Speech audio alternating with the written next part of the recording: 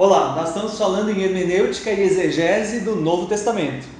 E nós falamos a respeito de observar, interpretar e aplicar o texto bíblico. Quando falamos em observar o texto bíblico, nós falamos em fazer uma lista e uma leitura minuciosa do texto. Faça uma lista de detalhes do texto, daquilo que o texto diz. E leia muito o texto. Faça uma leitura minuciosa do texto bíblico. Não só em uma versão bíblica, mas em várias versões bíblicas. Diversas traduções, textos paralelos. Nós também falamos em verificar o contexto, o que vem antes e o que vem depois do próprio texto bíblico que estamos estudando. Qual a situação em que os personagens do texto se encontram? Onde eles estavam antes? Para onde eles vão depois daquele evento narrado pelo texto? Também falamos em esclarecer quais são os lugares, quais são as pessoas, quais são os costumes. Veja que para tudo isso é necessário que tenhamos acesso a boa literatura, a bons dicionários bíblicos, a bons comentários bíblicos, a uma boa literatura que possa nos ajudar a voltar nessa história, a história do texto bíblico. Também nós falamos no final sobre esclarecer os termos-chave, e para isso precisamos de dicionários bíblicos. Claro que não podemos utilizar somente dicionários da língua portuguesa. Nós precisamos entender o que as palavras significavam naquele tempo, quando a história aconteceu. Nós sabemos que as palavras, elas vão mudando de acordo com o tempo. E assim, sabemos que as palavras do Novo Testamento, elas foram escritas em grego. E a tradução é feita em português. E os significados mudam. Nós não devemos saber o que, por exemplo, as pessoas em geral pensam, por exemplo, sobre a palavra amor. Quando nós queremos saber o que significa amor, de acordo com a Bíblia, nós precisamos buscar aquilo que os autores bíblicos pensavam. O que os primeiros ouvintes pensavam quando ouviam a palavra amor. Quando hoje nós pensamos, por exemplo, na palavra farmácia, nós pensamos em antibióticos, nós pensamos em protetor solar, por exemplo.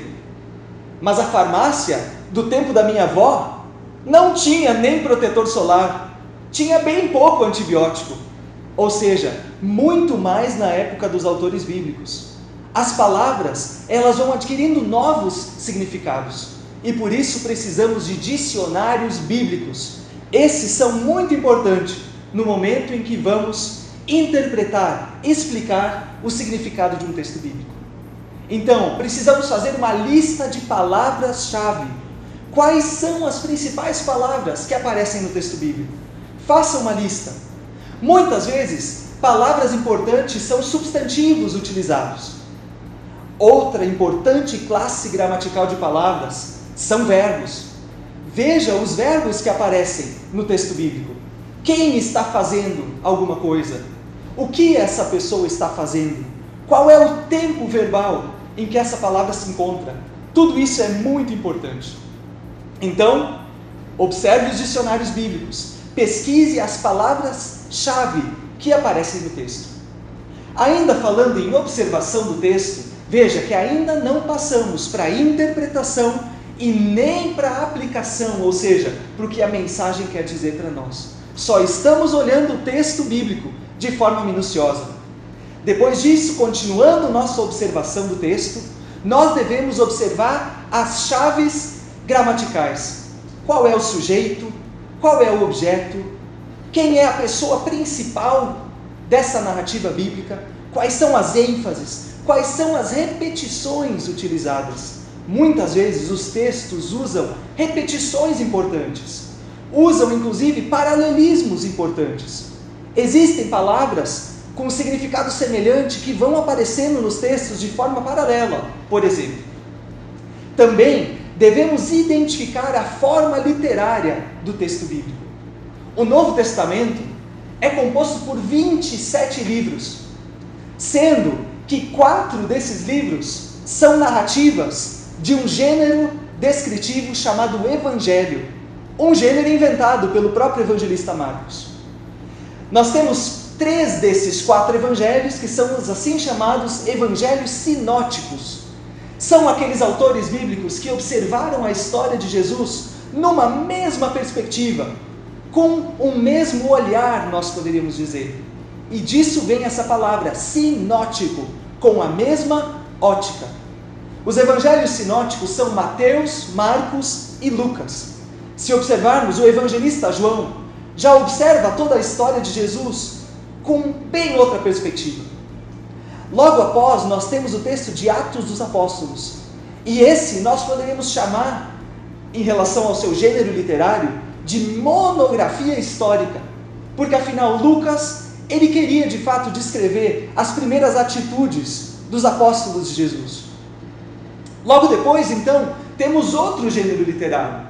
E essas são as cartas, que vão entre as cartas de Paulo, cartas gerais, cartas que ainda hoje se discute um pouco se foram mesmo de Paulo ou não, e bem no final da nossa Bíblia, nós temos ainda mais um gênero literário bem especial, cuja interpretação acontece de forma bem específica. Não temos mais esse gênero literário em nossos dias. O gênero apocalíptico, um gênero literário desenvolvido especialmente no período interbíblico, no momento em que o povo de Israel, o povo de Deus, passava em sua história por profundas transformações. Então, temos evangelhos, temos Atos dos Apóstolos como monografia histórica, temos as diversas cartas do Novo Testamento e, por fim, ainda o Apocalipse. Devemos identificar a forma literária com a qual nós estamos trabalhando. Mesmo os diversos gêneros literários no nosso Novo Testamento ainda trazem dentro de si subgêneros literários. Logo dá para entender o que eu estou falando. Por exemplo, nos evangelhos nós temos uma narrativa de muitas ações daquilo que Jesus fez, mas em certo momento Jesus, por exemplo, para e conta uma parábola. Uma parábola é um subgênero literário. O gênero literário, o grande gênero literário, é evangelho. Mas dentro desse evangelho, nós ainda temos um subgênero, assim nós poderíamos chamar, parábola. Também temos provérbios, também temos hinos que foram colecionados pela igreja primitiva, que muitas vezes aparecem, por exemplo, dentro das cartas. Tende em vós o mesmo sentimento que houve também em Cristo Jesus, que sendo Deus, não tomou isso como algo a que devia apegar-se. Esse conhecido texto de Filipenses 2 disse que ele é um hino da igreja primitiva, que foi acrescentado por Paulo, enquanto esse escrevia a sua carta aos Filipenses. Também um hino é um subgênero literário dentro de um grande gênero literário. Então, observe qual é o gênero literário do texto que está sendo estudado. Não podemos interpretar narrativas, não podemos interpretar narrativas de milagres, não podemos interpretar as parábolas da mesma forma. Precisamos observar alguns detalhes quando interpretamos os diferentes tipos de texto bíblico. Lá dentro existem discursos, existem parábolas, existem narrativas. Observe o gênero literário e o subgênero literário que está sendo estudado. Então sim, agora realizamos a nossa observação.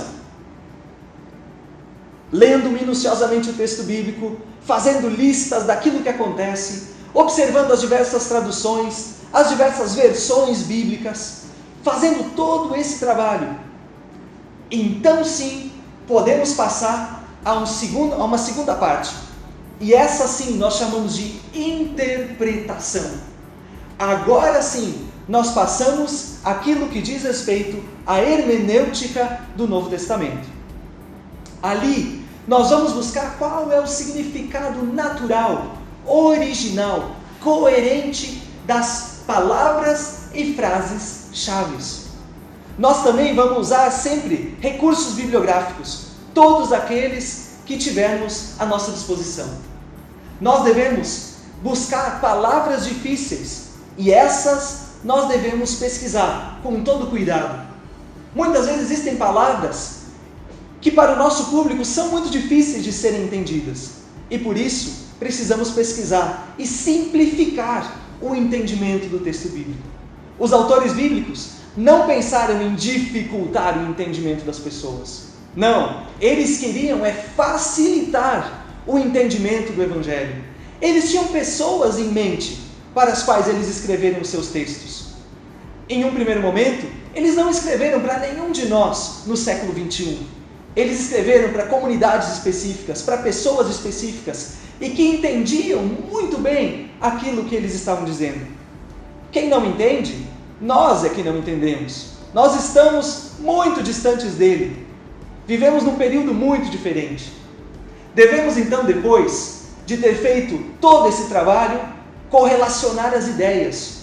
Use referências paralelas, os textos paralelos, como nós falamos. Existem muitas bíblias de estudo que na parte final trazem textos onde as mesmas palavras aparecem.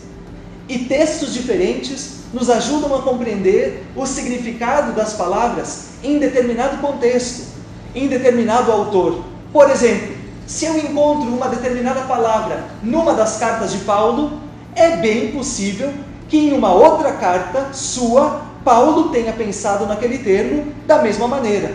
Assim, um texto faz com que eu consiga entender o outro texto de uma forma melhor. Devemos investigar os pontos difíceis e incertos. Devemos usar comentários bíblicos confiáveis. E qual é um comentário bíblico confiável? Isso eu quero dizer na próxima vez.